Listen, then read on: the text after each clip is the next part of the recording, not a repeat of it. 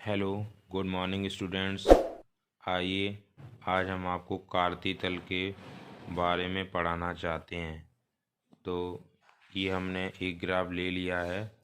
अब आपको आगे चल कर के ये पता लगेगा कि कार्तीय तल किसने प्रतिपादन किया है और क्या क्या इसमें खासियत है, वो सब इस हमारे वीडियो में आगे चल कर के देखेंगे। तो बिना देर किए हुए आइए हम शुरू करते हैं कार्तीय तल। तो यहाँ देखते हैं ये कार्तीय तल में ये यहाँ से हमने एक कॉपी पे ग्राफ पेपर पर इसको हमने अंकित कर लिया है। तो ये इसका यहाँ पर मूल बिंदु होता है और ये इसकी इधर एक्स अक्ष की धन दिशा है और ये एक्स अक्ष की ऋण दिशा है और इधर ऊपर चल कर के वाई अक्ष की धन दिशा है और ये नीचे वाई अक्ष की ऋण दिशा है। इसमें 4 चतुर्थांश होते हैं।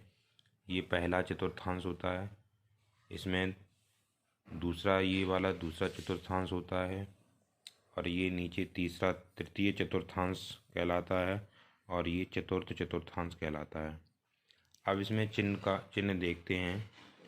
ये जो पहला चतुर्थांश होता है इसमें दोनों ही धन चिन्ह होते हैं, धन धन ऋण धन, और ये दूसरा में द्वितीय चतुर्थांश में ऋण और धन होते हैं।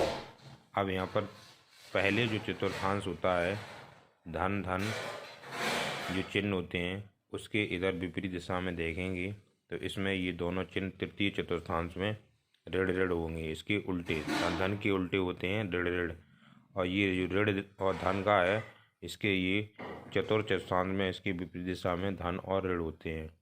आइए हम इसको एक उदाहरण की सहायता से समझते हैं इनको किस तरीके से ट्रेस किया जाता है। तो यहाँ एक किताब में देखेंगे, ये देखो यहाँ लिखा हुआ है कि निम्नलिखित बिंदु किन चतुर्थांश में स्थित है। जैसे यहाँ पर 2, ऋण 10, 5, 9, ऋण 6, 5, ऋण 7, 5, ये किन चतुर्थांशों में स्थित है। तो पहला जो यहाँ पर सवाल है ऋण 3, ऋण 7, इसको हम इस ग्राफ पेपर पे अंकित करके आपको दिखाते हैं। तो यहाँ पर ऋण 3, ऋण 7, ये जो सवाल लिया है ऋण 3, ऋण 7, इसमें आपको ये बताना है ये किस चतुर्थांश में स्थित है।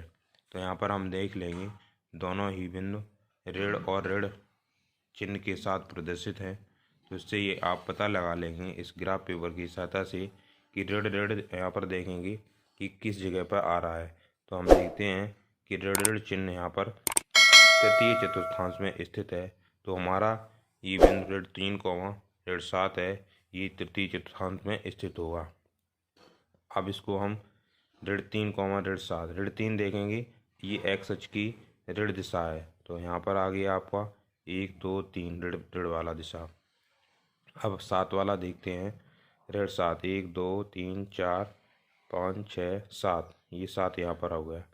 अब यहाँ पर इसको सीधी लाइन में दोनों ये रेखाएं जहाँ पर आपस में मिलेंगी वही इसका निर्देशांक कहलाएगा।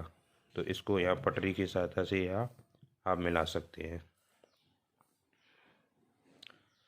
तो ये जो बिंदु हो जाएगा इसके निर्देशांक कहलाएंगे ऋण 3, 7। मान लीजिए आपको 2, 5 कोई बिंदु अगर दर्शाना है तो यहाँ पर एक्स अक्ष पे ये 2 ले लिया एक्स अक्ष की धन दिशा में और वाई अक्ष की धन दिशा में ये 5 हो गया। तो यहाँ देखेंगे ये जो लाइन आती है इसकी यहाँ पर कहाँ पर मिल रही है। तो ये इस तरीके से यहाँ के जो कोऑर्डिनेट होंगे निर्देशांक होंगे 2, 5 कहलाएंगे।